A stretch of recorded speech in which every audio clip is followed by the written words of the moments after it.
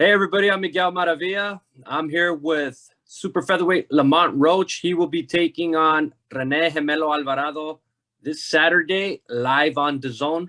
First of all, let's talk about this upcoming fight. Oh man, this is a great fight coming up. Rene is a former world champion, a respected former world champion at that, and it's just going to be a great fight. I can't wait till it happens. Your training camp, how's this preparation coming along? What have you been doing? This training camp has been going well. I've been working my ASS off. I've been working very hard, and I've been pushing myself to the limits. I know that Rene is always in shape and, ready to fight all 10, 12 rounds, however many rounds he needs to go. So, I just been pushing myself to the limits, and I'm very well prepared for this fight. Where have you been doing your preparation? Back home? Yeah, at my home gym, No Excuse Boxing. We have our own gym. We have 2 gyms, as a matter of fact. And, we just been doing that, and I've been doing my strength and conditioning training with my normal strength coach, Coach D'Angelo Kennard. And who's your actual coach or your corner? My dad and Dave Jacobs. Okay. Your opponent, you're fighting a very seasoned, very tough, very durable opponent. What do you know about him? What have you seen in him? His style, watching him on tape. Just like you said, man, very seasoned, very durable. He's aggressive when he wants to be, but he's sort of calculating in his aggression. But I just think that for me, and right now in this point in time, I'm really on top of my game, and he's in for a long night if he thinks that he's just going to overwhelm me or anything like that.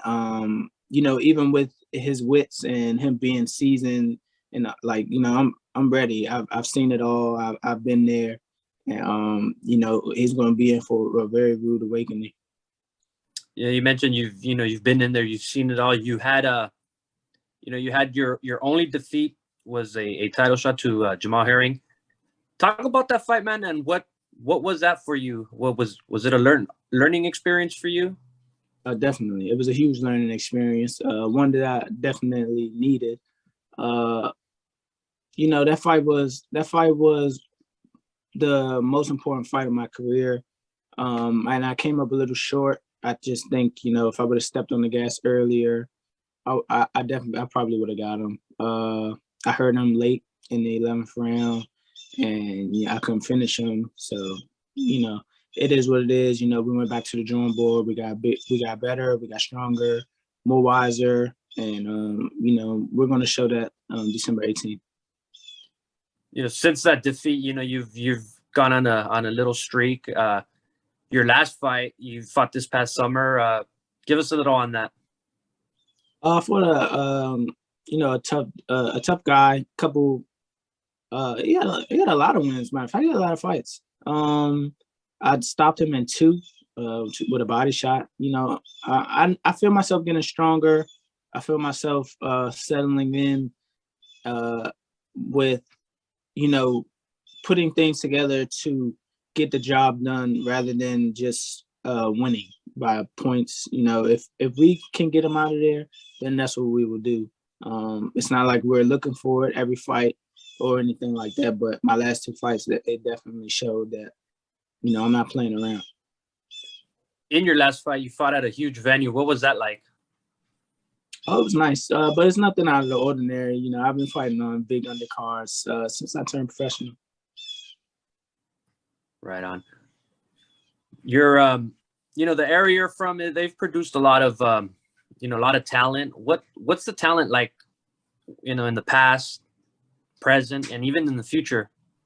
It's like a hotbed here in the Washington, D.C. area, Washington, D.C., Maryland area. It's definitely like a hotbed here, especially when I was a little younger. We were definitely stacked with a lot of talent, and I want to say potential too. Unfortunately, life gets the best of a lot of fighters from here.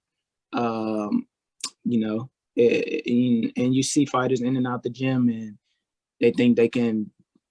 They think it works like that, and then they come back. They come back later, and they probably see a fighter like me, and they'll be older than me, and they'll be like, hey, he's doing this, so I might as well. And they turn pro, and it doesn't really work out. So that's what really happens here. We've had past champions. One that I really looked up to, Lamont Peterson. We have super champion Sugar Ray Leonard. He actually came to visit the gym a couple times, and I fought one time, man. I went at MGM, man. He commentated on when he was commentating with his own for a short period of time. Short period of time. So we had a lot of great champions. Mark Two Shop Johnson, he actually trains fighters now, so I see him more often. It's a good area right here. We have a nice crop coming. I only want to speak for like the kids in our gym, but overall we have a good crop coming from this area. That will probably be the next generation that will take over as the DMV scene of boxing.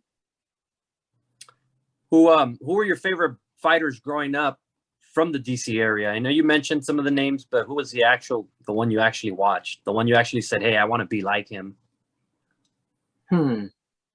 From here, I'll say, so my cousin Boogaloo, Rene Roach, he had me watching Ray and Lamont Peterson. Those are my two favorite fighters from here.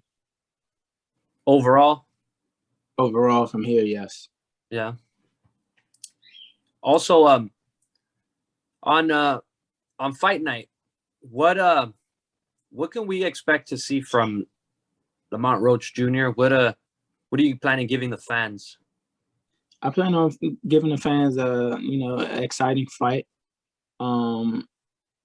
Just to showcase my skills, showcase my power, showcase my talent, just to let people know that I'm here, and just the type of fight that I wanted. And I enjoy being on this type of stage, and I want to continue to be on this type of stage. Thank you very much. Best of luck to you this Saturday night. Look forward to watching the fight. There you have it, folks. Lamont Roach Jr. He will be taking on Rene Alvarado this Saturday, live on DAZN. Tune in. It will be an exciting fight. Thank you, man.